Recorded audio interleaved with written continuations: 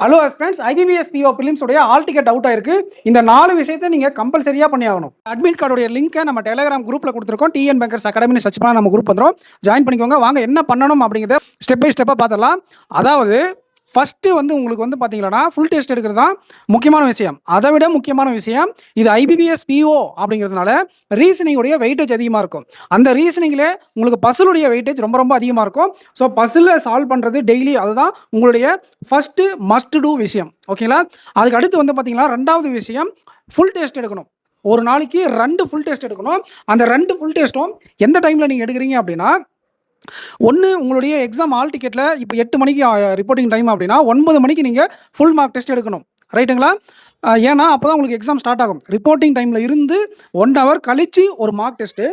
காலையில் எக்ஸாம் இருக்கிறவங்க அந்த டெஸ்ட்டே ஒன்று லைவ் மார்க் நிறைய வெப்சைட்டில் விடுவாங்க, அதை அட்டன் பண்ணுங்கள். இல்லைனா ப்ரீவியஸ் இயர் பேப்பர்ஸ் இல்லைனா ஈஸி லெவல் அப்படின்னு மார்க்கில் மென்ஷன் பண்ணியிருப்பாங்க, அதை அட்டன் பண்ணுங்கள்.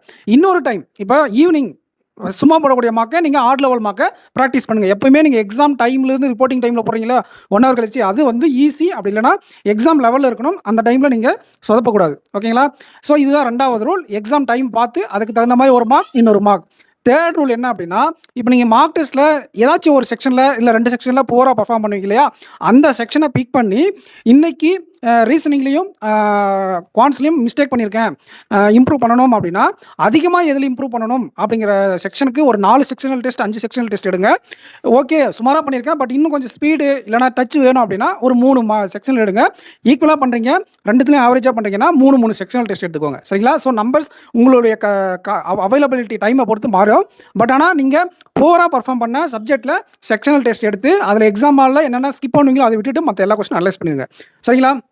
அண்ட் ஃபுல் மார்க்கையும் கம்பல்சரியாக அனலைஸ் பண்ணணும்.